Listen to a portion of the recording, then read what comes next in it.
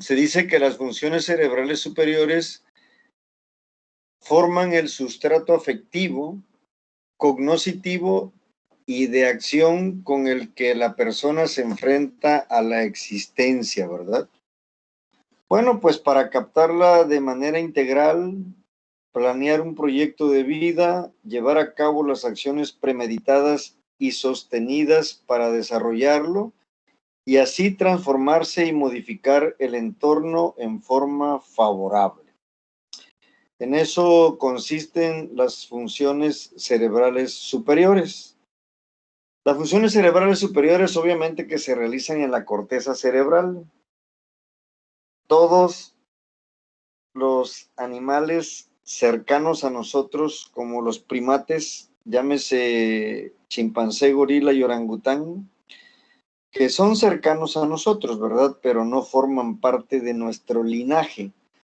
El linaje para llevar a cabo al hombre y evolucionar hasta el Homo sapiens se separó de los primates que actualmente existen desde hace muchos años, pero miles de años en la filogenia.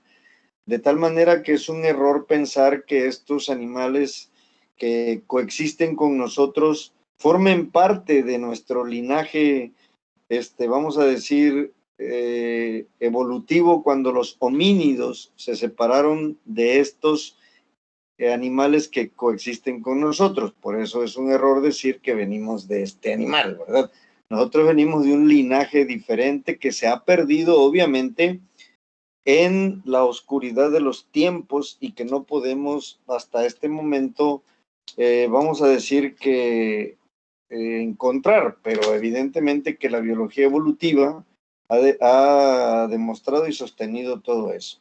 Sin embargo, con estos primates que coexisten con nosotros, pues nuestro genoma está casi idéntico en el casi 95-98%, con una leve diferencia de un 2%, ¿verdad? O sea que casi no es mucho lo que estamos diferentes en la cuestión del genoma de estos primates que actualmente existen.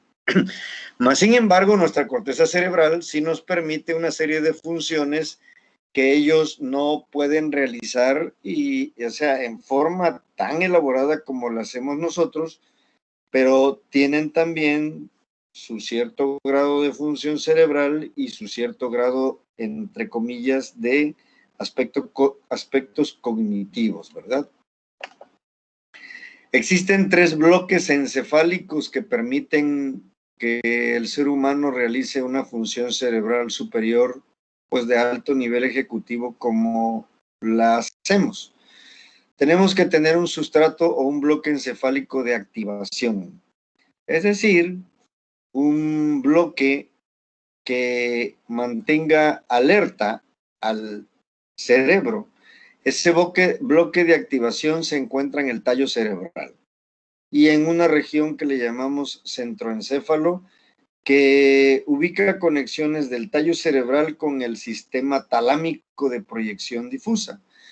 Ese sistema pues nos permite la alerta. Ustedes saben que en el tallo cerebral se encuentra una estructura formada por una gran red nerviosa de núcleos nerviosos que se llama la formación reticular activadora ascendente, ¿verdad?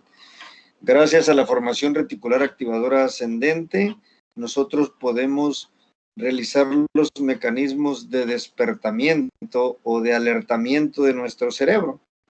Porque un daño a la formación reticular activadora en el tallo cerebral produce inmediatamente pérdida del estado de alerta, ¿verdad? Se pierde inmediatamente la conciencia, porque no se puede activar a la corteza cerebral, a los hemisferios cerebrales propiamente dicho. Diríamos pues que nosotros ahí en el tallo cerebral tenemos un mecanismo de encendido, como si fuera el apagador que tenemos para cuando vamos a encender la luz, ¿verdad? Cuando nosotros activamos el apagador y se enciende la luz, así es como funciona la formación reticular activadora. En la mañana, cuando estamos dormidos, un disparo de la formación reticular activadora en el momento del despertamiento es lo que hace que abramos los ojos y en ese momento estemos alerta, ¿verdad? Inmediatamente. Ya los mecanismos de la conciencia ocurren cuando se activa toda la corteza cerebral, que nos permite reconocer el sitio donde estamos, incluso quiénes somos nosotros mismos y quiénes son los que nos rodean, ¿no?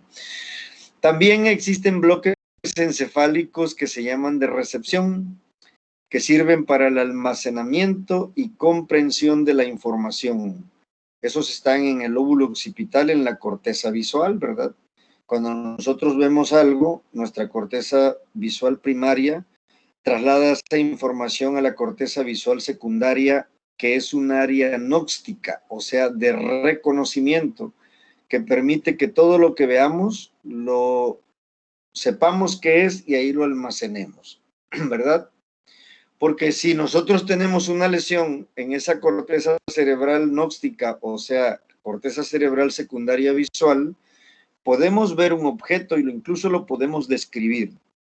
Si nos presentaran una manzana, podemos decir, bueno, eso es algo redondo de color rojo, pero ¿qué es? Te preguntarían y tú dirías, pues no, realmente no sé qué sea, ¿verdad? Puedo describirlo, pero no sé qué es. Pero si nos lo dieran a tocar, inmediatamente diríamos, ah, es una manzana. Pero por la información visual, por daño a mi corteza visual secundaria, no lo reconocí. Eso es lo que llamamos una agnosia visual, que ya haremos énfasis en estas clases de función cerebral superior, qué son las agnosias, ¿verdad? Pero damos un adelanto para que vean cómo ahí sí hay zonas de almacenamiento o que se van almacenando a lo largo del tiempo para comprender luego la información que podemos ver. En este caso puse el ejemplo de información visual, pero podría yo poner un ejemplo de cortezas temporales, a donde también hay áreas de almacenamiento y comprensión, como en la corteza temporal guardamos información auditiva, en la corteza auditiva secundaria, ¿verdad? Eso es lo que nos permite en un momento dado escuchar un instrumento y reconocerlo sin verlo. Podemos escuchar un instrumento en una habitación que estén tocando en otra y podemos decir, esa es una guitarra, ese es un violín, esa es una trompeta, etcétera, ¿verdad? Y en la región de la corteza temporal izquierda tenemos nosotros una zona de reconocimiento del lenguaje que se conoce como la zona de Wernicke, ¿verdad? En donde si escucho hablar a una persona, no solamente la tengo que escuchar hablar, tengo que llevar esa información hasta mi corteza auditiva para poder, secundaria sobre todo de alto nivel, como es la corteza de Wernicke, en donde yo puedo reconocer e interpretar el lenguaje de la otra persona y comprendo lo que me dice, ¿verdad? Si yo tengo un daño en esa corteza, pues obviamente que no reconozco lo que me dice y no estoy ante una agnosia, sino ante una afasia, que es una forma de agnosia, una afasia sensorial o de Wernicke, que aunque yo lo escuche hablar, no lo voy a entender, no voy a saber qué me dice. Por lo tanto, a veces incluso contesto otras cosas que no son ni las que me están preguntando, ¿verdad? Y esas son las afasias que se llaman fluidas, porque hay bastante lenguaje, pero es un lenguaje incoherente. No estoy entendiendo lo que me están diciendo. Y en las cortezas parietales yo guardo información sensorial en las cortezas sensitivas secundarias, que puedo tocar algo con mi mano sin verlo, como cuando estoy platicando con alguien y jalo el cajón de mi escritorio, pero no pierdo con él el contacto visual, seguimos platicando y meto la mano y voy tentando y encuentro exactamente lo que quiero, porque como ya lo he tocado antes, he guardado esa información en esa corteza de reconocimiento sensorial que me permite saber que lo que estoy tocando es exactamente lo que quiero agarrar, sin verlo, ¿verdad? Si yo no lo pudiera reconocer con el tacto, tendría una agnosia sensorial o sensitiva. Tendría que tener a fuerza que verlo para reconocerlo, ¿verdad? Entonces, fíjense bien cómo en esas áreas de recepción, almacenamiento y comprensión, nosotros almacenamos a lo largo de nuestra vida un montón de información que vamos a utilizar en un contexto adecuado en donde yo necesite utilizarla, ¿verdad? En un momento dado.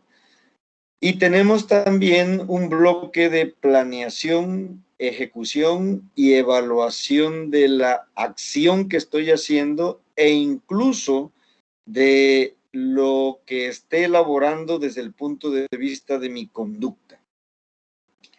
Ese bloque de planeación se encuentra en la corteza del lóbulo frontal y fundamentalmente en la corteza prefrontal, la que está exactamente detrás de nuestros huesos frontales, ¿verdad? Esa corteza prefrontal en el ser humano es enorme comparada con otras especies biológicas cercanas a nosotros, como las que acabo de decir anteriormente.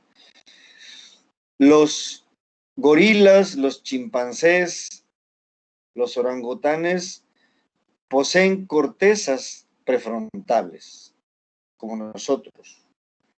Pero el único ser que tiene funciones cerebrales ejecutivas, así se llaman, en esa región, bien elaboradas y de altísimo nivel, es el ser humano. Ningún otro las tiene, ¿verdad? Sí, ninguno. Incluso se dicen que nuestra moral radica en el cerebro moral, que está exactamente ahí, en la corteza prefrontal, que a mí me permite decidir qué puede ser que esté bien, qué puede ser que esté mal, en un momento dado, ¿verdad? Obvio que ahí intervienen los procesos de la enseñanza y la crianza que haya tenido la persona. Puede decidir en un momento dado conductas que él cree que son buenas y conductas que él cree que no son buenas, ¿verdad? En un contexto. Por ejemplo, si a nosotros nos dicen, ¿usted cree que matar es correcto? La gran mayoría de nosotros diríamos, no, no es correcto, no puedo atentar contra la vida de otro.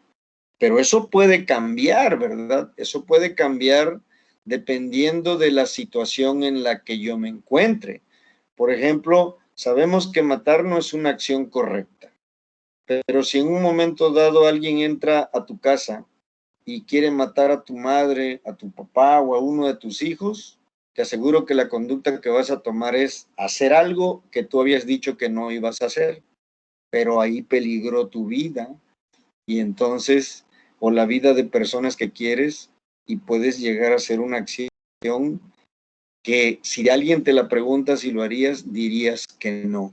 Entonces, bueno, esas son áreas específicas que tenemos los seres humanos en nuestra corteza prefrontal para tomar decisiones en un momento dado importante, planificar nuestra vida, ¿verdad? Evaluar una acción que estemos haciendo, una conducta que estamos haciendo, nosotros mismos la podemos evaluar y decir, no, esto no está bien, tengo que cambiar el plan porque esto que estoy realizando no es correcto. Entonces también tengo una zona que me permite actividad metacognitiva, darme cuenta si lo que estoy haciendo es correcto o no. Imagínense, eso lo tenemos en nuestro cerebro, podemos evaluar nuestra propia conducta en un momento dado sin necesidad de que otra persona nos lo diga, ¿verdad? Sí, a veces sí nos los tiene que decir otra persona, pero una persona que ha desarrollado una perfecta, vamos a decir, autocomprensión de sí mismo, dice, esto no está bien, esto no, lo que estoy haciendo no es correcto, necesito modificar estas pautas para que me vaya mejor, porque si sigo haciendo lo mismo que he hecho a lo largo de mi vida, pues siempre voy a obtener el mismo resultado. Durante un tiempo enorme y larguísimo, se desconoció cuál era la función de la corteza prefrontal. ¿Por qué se desconoció?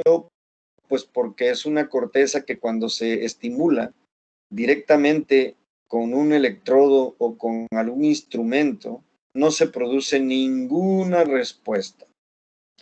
Si una persona le estimulaban la corteza motora, le saltaba el lado contralateral al sitio de la corteza motora estimulada. Si era el lado izquierdo, saltaba todo el hemicuerpo derecho. Si le tocan áreas sensoriales, refiere que siente algo, ¿verdad? Incluso si le estimulan zonas donde tiene almacenada información, como son esa confluencia del lóbulo occipital temporal y parietal con parte del lóbulo temporal, puede incluso decir, oh, estoy mirando una escena de mi pasado, ¿verdad? Puede decirlo, porque ahí tiene información almacenada. Pero en la corteza frontal no, porque no, prefrontal, perdón, no, porque no había manera de estimular durante mucho tiempo alguna respuesta. Entonces se consideraba, hasta en algunos libros de Guyton como del 70 y cachos, decían que eran cortezas mudas, ¿verdad? Porque se estimulaban y no había respuestas. Pero gracias a un ser humano, que digo gracias porque el resultado con él pues obviamente no fue bueno, que se llamó Phineas Gage. Phineas Gage era un trabajador de el ferrocarril del norte de los Estados Unidos. Cuando estaba la colonización de los Estados Unidos, ustedes saben que la colonización fue desplazándose del este hacia el oeste, ¿verdad? Y estaban abriendo vías de ferrocarril para la conquista del oeste, o sea, extendiéndose las colonias de europeos que habían llegado al Nuevo Mundo en esa parte de nuestro continente.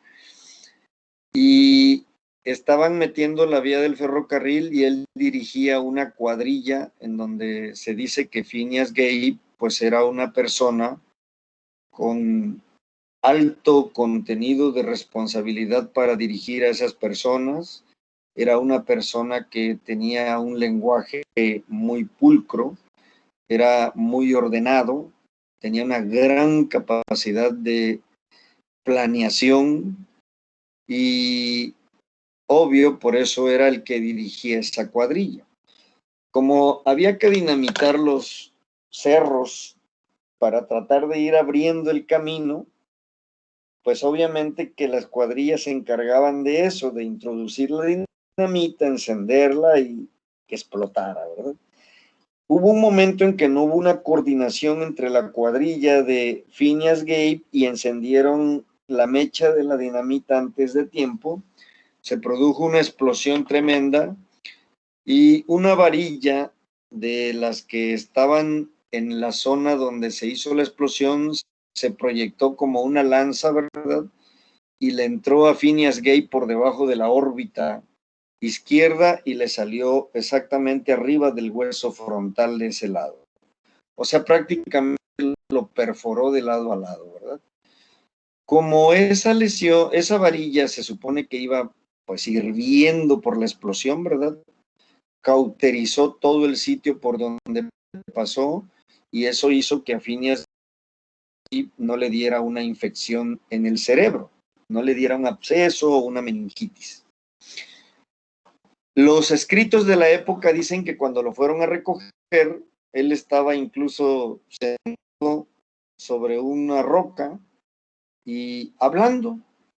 Le ofrecieron ayuda médica y todo, incluso fue caminando, lo sentaron en el carrito de la diligencia donde lo llevaron hasta su atención y iba consciente.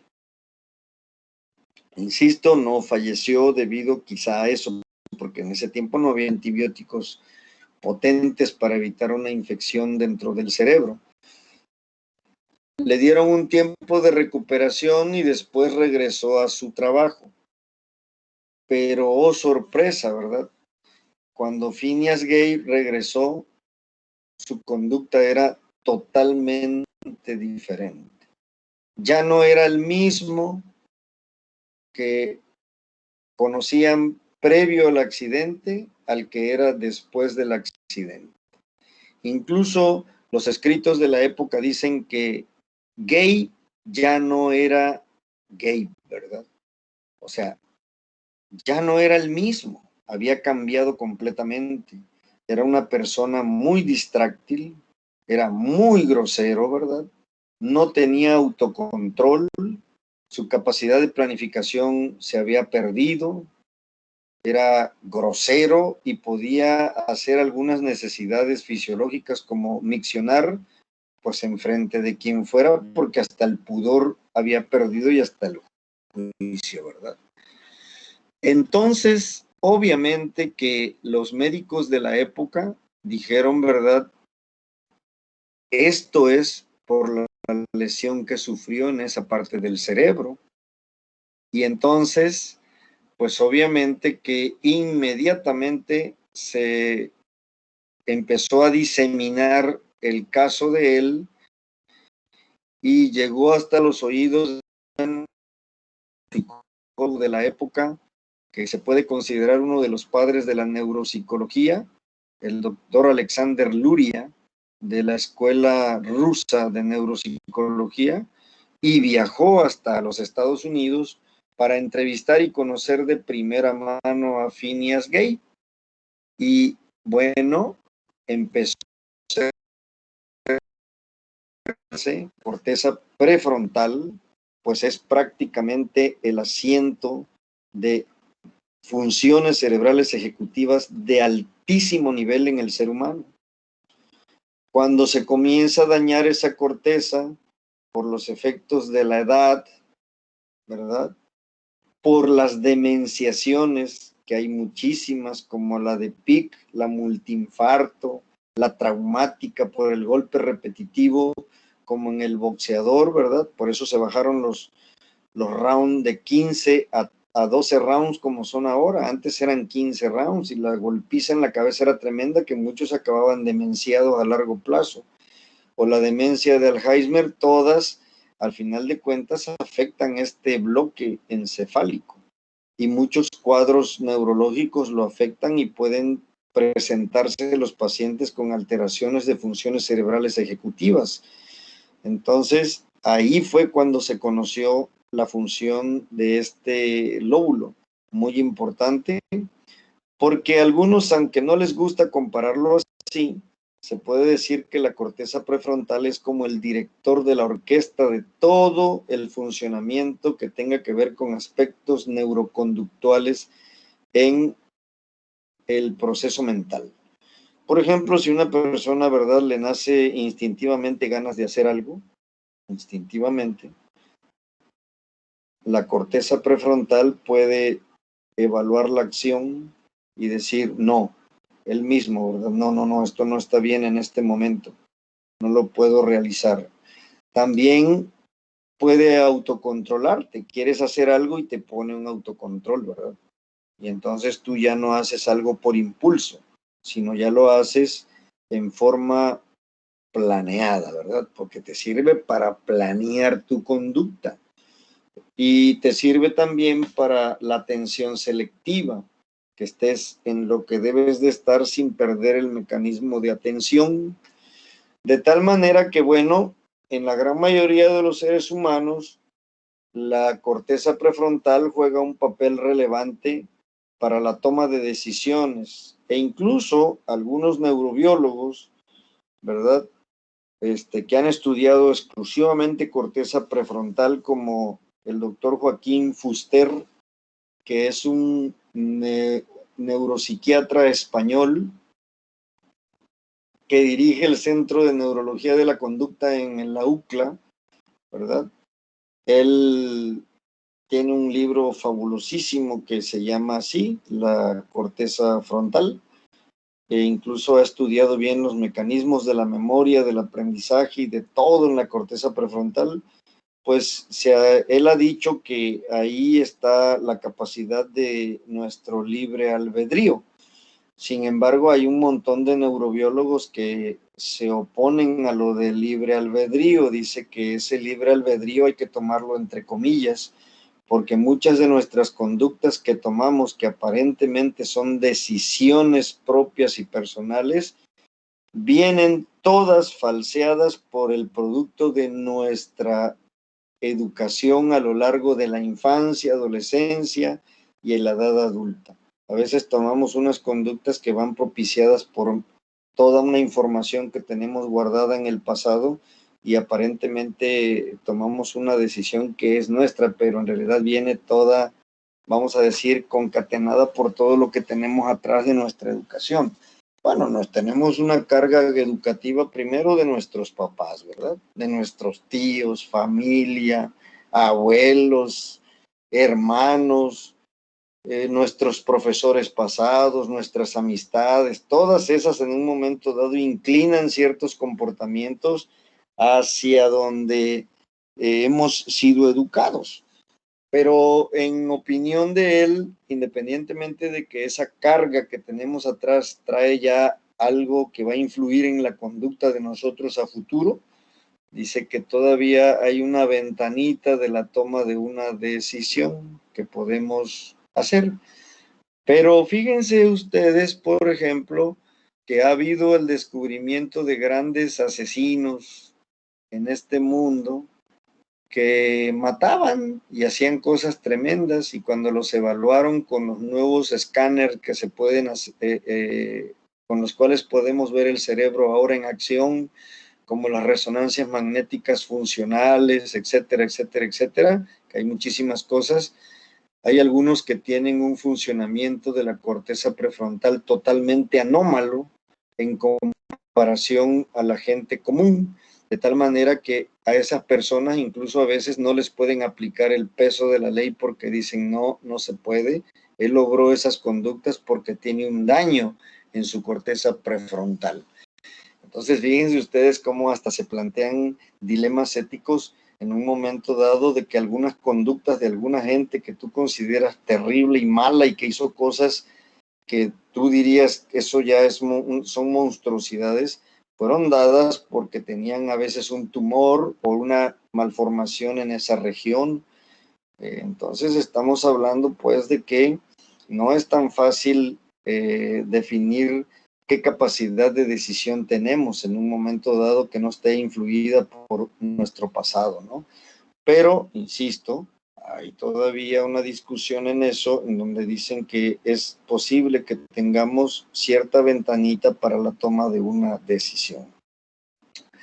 Pero estos son los 3 bloques encefálicos que van a regir todo lo que conocemos como la función cerebral ejecutiva, ¿no? Digo, funciones cerebrales superiores. Estos bloques funcionales de activación, que son los que comenté aquí, son los que vamos a analizar aquí. ¿Están en qué estructuras? Bueno, lo había adelantado hace rato, ¿verdad? Formación reticular activadora, diencéfalo, sistema límbico y regiones medio-basales, fronto y temporales. Es decir, esos bloques, de todas esas estructuras, pues la más importante sería la formación reticular, pero no podemos dejar fuera el sistema límbico, como lo voy a comentar. Entonces, fíjense ustedes qué funciones tienen entonces estas estructuras de estos bloques de activación. Ritmos de vigilia, sueño, ¿verdad? Ritmos de vigilia, sueño. Es muy importantísimo que una persona duerma, porque el único órgano de nuestro cuerpo que necesita del dormir, pues prácticamente diríamos que es nuestro cerebro, ¿verdad? Si hipotéticamente a un cuerpo le pudiéramos separar la cabeza y poner la cabeza en un sitio y que el cuerpo pudiera caminar, lo haría sin necesidad de dormir, porque del cuello para abajo no necesitamos sueño. Caminaríamos y estaríamos caminando, pero el cerebro sí necesita de dormir. Evidentemente de que todos los trastornos que afecten el sueño van a tener repercusiones en la salud mental de una persona, ¿verdad? Como el insomnio, el hipersomnio, el apnea de sueño, todas esas cosas van a tener consecuencias. ¿Cómo hemos ido descubriendo que el sueño es importante para la función cerebral? Bueno, los ejemplos típicos se hicieron en las guerras, ¿verdad? Sobre todo en la guerra de Vietnam. El soldado, cuando ya lleva 3, 4, 5 noches sin dormir, porque lo pongan a vigilar o porque tenga miedo de que lo maten, ya empieza a escuchar cosas que nadie escucha, empieza a ver cosas que nadie ve, se psicotiza, ¿verdad? En un momento dado, y empieza a tener conflictos importantísimos. También las personas, por ejemplo, que tienen trabajos nocturnos, ¿verdad?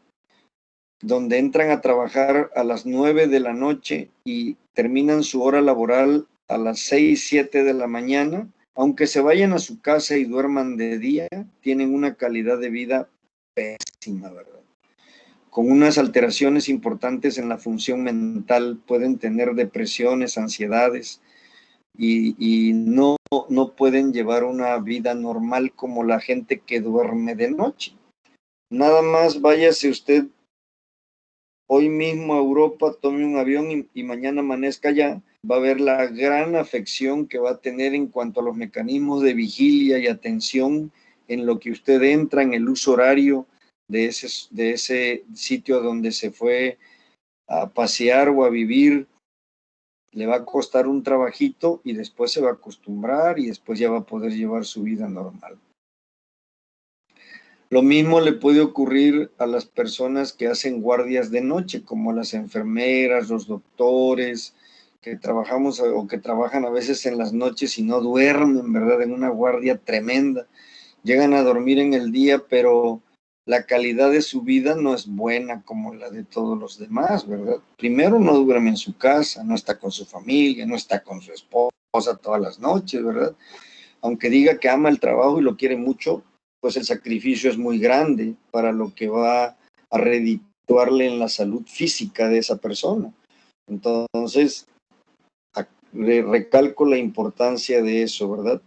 Porque dormir desde el punto de vista evolutivo no significaba ninguna ventaja. Imagínense ustedes en la época antiquísima, dormir significaba estar indefenso, ¿verdad? Nos podía matar cualquier animal en el acto de dormir, o nos podía matar un enemigo, o tenía que dormir uno y dejar al otro despierto para que esté vigilando, ¿verdad?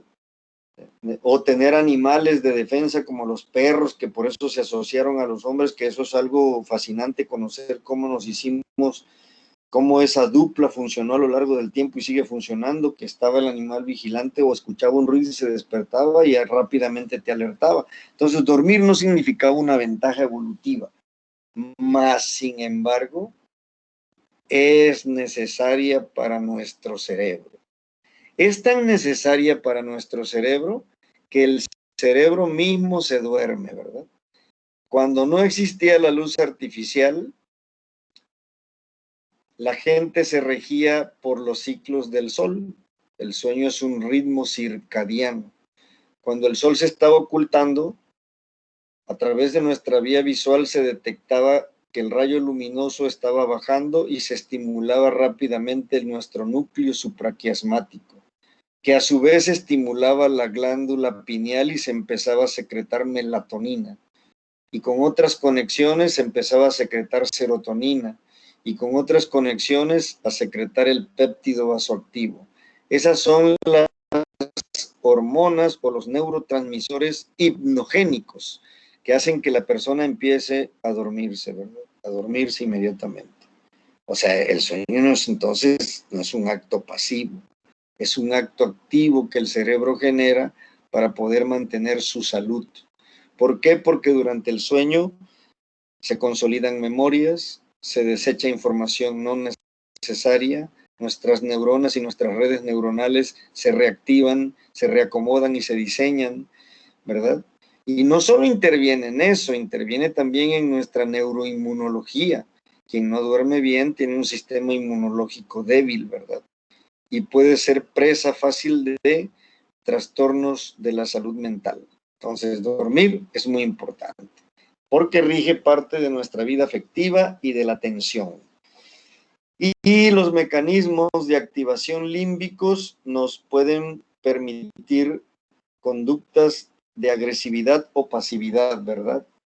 Agresividad que podemos desarrollar en segundos, por ejemplo, como la respuesta de luchar, huir, que se es rápida, ¿verdad? No necesita uno pensar mucho. Si empieza a haber un temblor, para salir huyendo inmediatamente de un sitio en donde peligre nuestra vida. No tenemos ni que calentar, ni saltar, ni hacer estiramientos, ¿verdad? Enseguida el cuerpo se prepara y rápido toma la acción de huir. Lo mismo es si te aparece un enemigo, puedes evaluar la acción rápidamente y decir, ¿peleo o salgo corriendo? Tú evalúas, ¿verdad? Tú evalúas hasta dónde están tus posibilidades. Entonces, esos bloques de activación funcional son importantes. Los voy mencionando así porque luego cuando entre el examen, pues se van a entender mejor. Los bloques de recepción, que ya dijimos en qué parte del cerebro están, tienen como funciones las noxias, que ya dije, ¿verdad? La palabra noxia quiere decir conocimiento. La palabra agnosia quiere decir sin conocimiento. Tenemos noxias sensoriales, visuales, auditivas, gustativas, olfatorias, ¿verdad? Y si perdemos alguna de esa habilidad, aparecen las agnosias sensoriales, visuales, ¿verdad? Auditivas, de olfacción, de degustar un sabor, ¿verdad? Nos pueden dar un sabor que ya habíamos probado y decimos, no sé qué sea, no lo sientes en un momento dado. Pero las noxias más importantes que ve uno en neurología son las visuales, las sensitivas y las auditivas. Dijimos también que en el hemisferio izquierdo, comprensión del lenguaje, sobre todo en la primera circunvolución temporal, ¿verdad? La zona de Wernicke. Fíjense, esquema corporal también forma parte importante de este bloque. En nuestro cerebro, en el lóbulo parietal derecho, pues es a donde nosotros construimos nuestro esquema corporal. Por eso sabemos perfectamente bien dónde están los pies, las manos, cuál es el lado izquierdo, derecho, arriba, adelante, atrás. Es un esquema completamente integrado que lo hemos ido integrando a lo largo de nuestro proceso evolutivo, ¿verdad? Porque cuando un niño es pequeño y empieza a ir a la preescolar, ahí es donde las maestras les comienzan a enseñar, ¿verdad? Lado derecho, lado izquierdo, arriba, abajo, adelante, atrás, etcétera. ¿Por qué es tan importante eso? Bueno, porque podemos decir, ¿verdad? Hacia su derecha hay tal cosa y ya sabes cuál es tu lado derecho. Cuando te estás vistiendo incluso, sabes dónde están tus extremidades superiores e inferiores y sabes dónde vas a ir metiendo las manos en una camisa y en un pantalón. Eso es algo automático, ni siquiera hacemos conciencia cuando nos estamos vistiendo de eso, ¿verdad? No estamos pensando, acaba la pierna izquierda, acaba la derecha. Pero ¿qué pasa cuando hay una lesión en el cerebro y te origina una apraxia de vestirse? Ya no tienes idea ni por dónde tienes que meter los pies en un pantalón o en una camisa, o cuando te estás demenciando y encuentran a la persona que tiene el pantalón en la mano y nada más se lo queda viendo, ¿verdad? Y la gente dice, oiga, doctor, venimos porque no es normal, ya se le está hasta olvidando cómo vestirse. Entonces ahí tenemos datos de por qué nosotros tenemos que saber cuáles son esos bloques, porque nos están diciendo cuál es el problema. El cálculo numérico, ¿verdad? En nuestro hemisferio cerebral izquierdo, en la circunvolución angular, ahí tenemos sitios especiales para hacer el cálculo. Cuando se dañan aparece la acalculia. Y la memoria, evidentemente, en nuestro lóbulo temporal, ¿verdad? El sitio donde hacemos memorias se encuentra en el hipocampo. El hipocampo está en la parte profunda de nuestro lóbulo temporal, el sitio donde nosotros almacenamos información para la memoria reciente, ¿verdad? Cosas que hicimos en la mañana nos acordamos, cosas que hicimos hace rato nos acordamos. Si dejamos un agua hirviendo en la estufa, sabemos que ahí está, aunque hagamos otras acciones y calculamos nuestro tiempo para ir a buscarla, ¿verdad? Y apagarla o ver si ya está hirviendo. Cuando nos comienzan a fallar los mecanismos de la memoria reciente, son datos rápidos de que la persona puede estar empezando a sufrir los primeros datos de un cuadro demencial, ¿verdad? ¿Por qué? Porque te dicen los familiares, fíjese que pone la olla y ya a veces ya hasta se han armado conatos de incendio, se le olvida. Sale a comprar a la tienda y de pronto ya se pierde, no encuentra el camino de regreso. O a veces nos acaba de ver y nos vuelve a preguntar quién es usted. Ya empiezan con esos problemas. La memoria que se empieza a degradar más rápido en un cuadro demencial es la reciente, porque la memoria antigua, que vamos a ver más adelante cuando exploremos memoria, les enseña a explorar eso, pues esa es muy resistente al paso del tiempo, ¿verdad?